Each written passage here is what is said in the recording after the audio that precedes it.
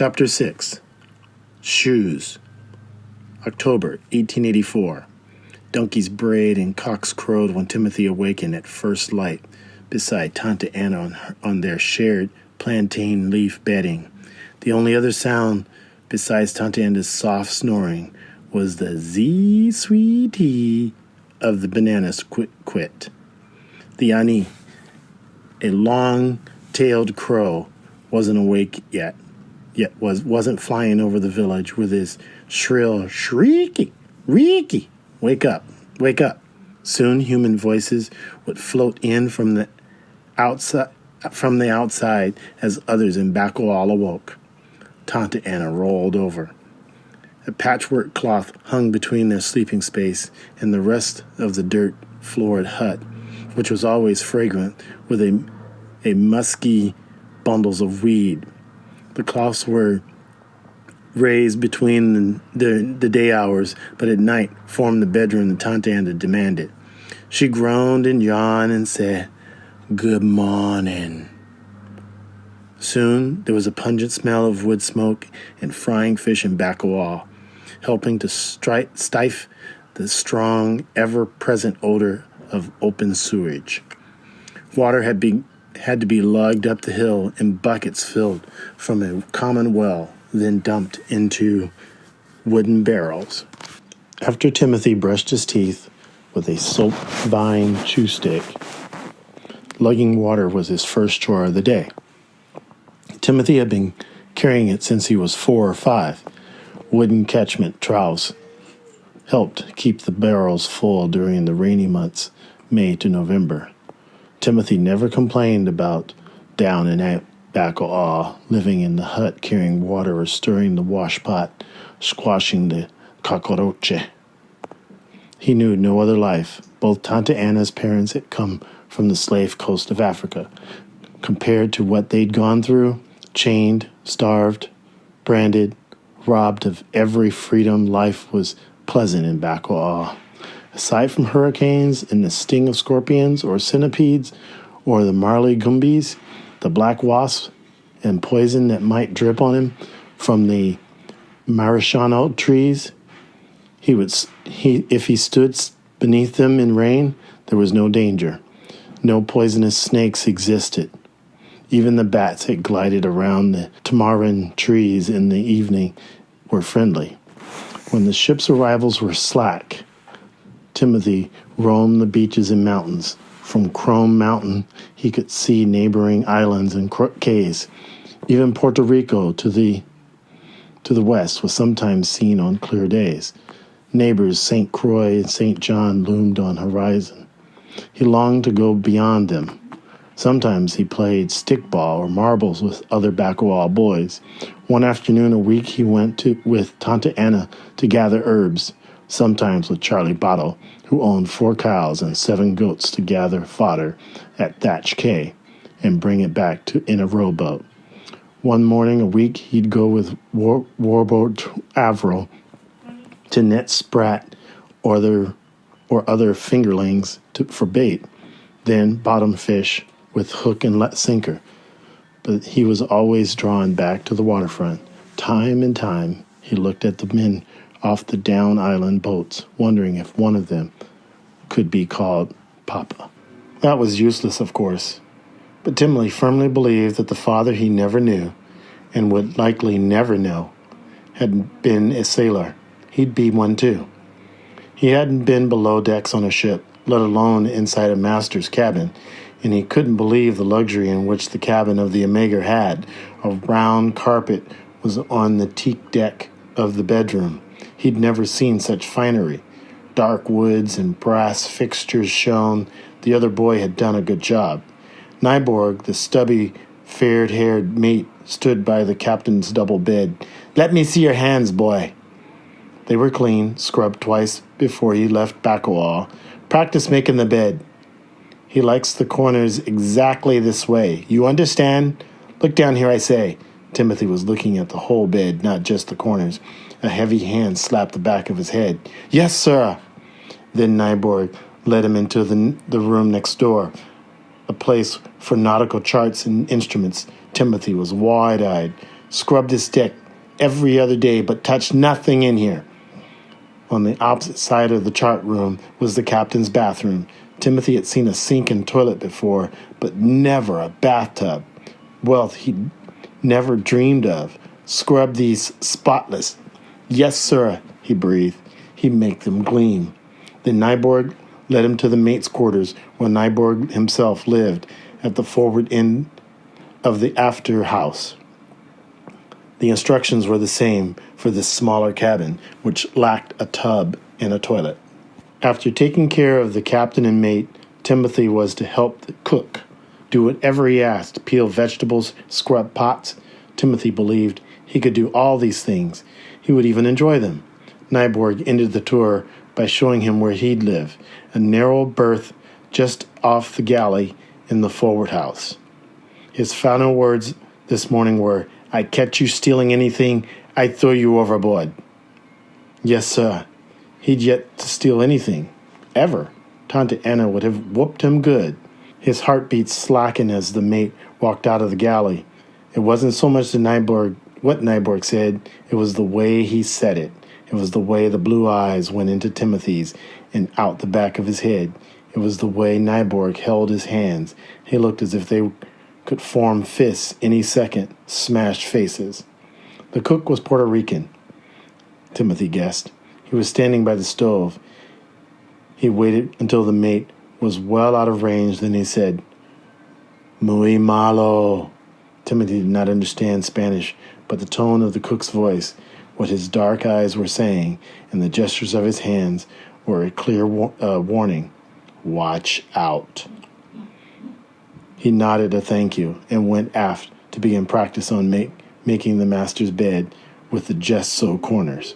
On Wednesday, the day before the Omegar was to sail, Tante Anna took 4 kroner out of the hiding place in the shack and walked down the hill with Timothy.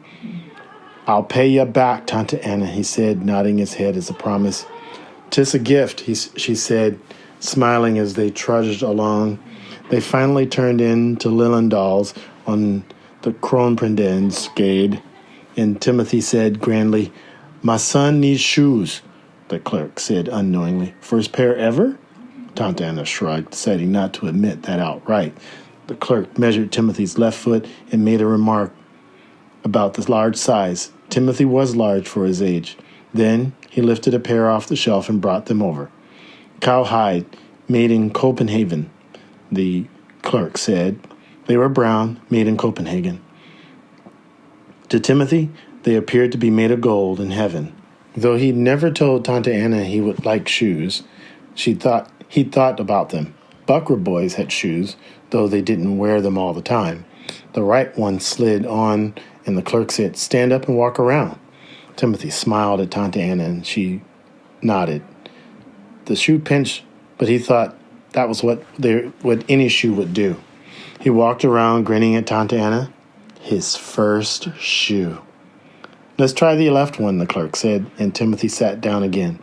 In a moment, he walked in a circle around Tante Anna with both shoes on. His wide grin was enough reward for her this day. She paid, and they left Lilendal's. Halfway up the hill, Timothy stopped, grin gone. "My feet hurt, Tante Anna," he admitted. They were already blistered. Dismay was on his face. She laughed and sat down by the path. "Give 'em to me." He sat down beside her as she worked him back and forth. The feet said, "Take it easy. They don't know shoes." In a few minutes, they resumed the journey, Timothy barefoot again. But a short distance from Baccoa, he put on the shoes so he could parade through the shanty town for everyone to see. Timothy did not sleep well, thinking about boarding the Omegar at dawn, knowing it would be months before he saw Tante Anna and Baccoa again. Though he felt the hollowness about that, he smiled in the darkness about going to sea. At long last on this day, the 4 main and mizzen sails bellowed out over his head. He knew the names of the sails from watching and asking on the wharf. Soon he'd feel the rush of the ocean beneath the Omegar's keel. But he'd also fix the island and Tante Anna in his mind and think of them often. He'd gone many places with her when she foraged for her weeds, and he knew the island's beauty.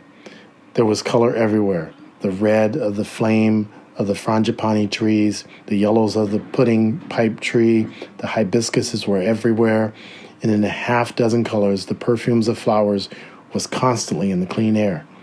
There was the warm water around the island, blue on the surface, clear beneath, washing white over the reefs. There was the powdery white sands of the beaches. He could hold them inside until he returned. Before the first donkey braid and the cock crow, even before the first ribbons of canary yellow light from the east came over the grass quay and the thatch quay in the Merry he poked Tante Anna in the ribs and said, "'Tis time to wake up." She nodded and shook off her sleeplessness, then went to the other side of the curtain to take off her nightdress and replace it with a blouse and skirt. Outside, Timothy lifted the heavy pot off the charcoal pile and pushed aside the night feathery ashes, uncovering a few pieces that still glowed. It was the last time he'd ever performed this chore. After adding new charcoal, he filled a pot with water and placed it over the coals. Tante Anna would soon make bush tea. The tea and a few pieces of cassava bread spread over her orange marmalade would be their breakfast. Last night, Hannah had told Timothy he should wear his new store-bought pants and shirt going aboard the ship. He should dress nicely for the captain and the mate, place his few personal belongings in a yam bag, so he went about doing that while the water boiled. He planned to wear his shoes and make sure the mate saw them. Soon, saying little to each other, they started down the hill. With the low clouds' dimness, he could see the harbor. All of St. Thomas was shadowy, save a few early cooking fires. As they reached the far west end of the waterfront, even before the wharf began, Timothy started to put his shoes on. He daubed his blisters with Tante Anna's salve, and he knew he could endure the pain until such time as he boarded the ship. Tante Anna finally spoke again. "I pray the good Lord to keep you safe. You do the same." Timothy nodded, but his attention was ahead, east along the wharf toward the Omega. Though she was the fifth ship down, he should be able to see her tail masts in the gray light, but they didn't seem to be there. He quickened his pace, ignoring the pain. Had she sailed? His ribs grew tight, his breath shortened. He began to run. "I can't see her!" he yelled frantically to Tante Anna over his shoulder. There was a panic in his voice. She struggled to keep up with him. Finally, he reached the Omega's berth. He couldn't believe it. It was empty. Panting, he looked south and saw the ship's white hull and mast standing out to sea between Hassel Island and Rupert Rock. Streaks of dawn illuminated her. The only steam tug in the harbor, the Glory, had her under tow, and Timothy knew her sails were being hoisted. He was stunned. They'd gone without him. He should have come earlier. Tante Anna puffed up beside him. "There she is," he said in his voice high-pitched and helpless. "They left me." "Maybe another boat can catch us," said Tante Anna, breathing hard. A voice behind them said, "'Tis no use." They turned. The owner of the sloop, tied up ahead of the Omega, Captain Timothy knew, said quietly, "They hired a buckra boy last night." The yam bag dropped by Timothy's feet, and his body became board stiff. His eyes were tightly closed, and not tightly enough to stop tears from leaking down. He heard Tante Anna say, "Another time there will be." But her words did little to heal the ache inside Timothy. He felt empty, demolished. A white boy had got his job. Had he not made the captain's bed the right way? Was the brass not polished bright enough? Did the tub not shine? Tante Anna said, "Timothy, we be going home now." He took another look at the Omega before her stern disappeared around the bulge of the island near Cowles Point, and he nodded. Then he bent to remove the shoes and tuck them under his arms. Tante Anna told him to walk tall and straighten his shoulders.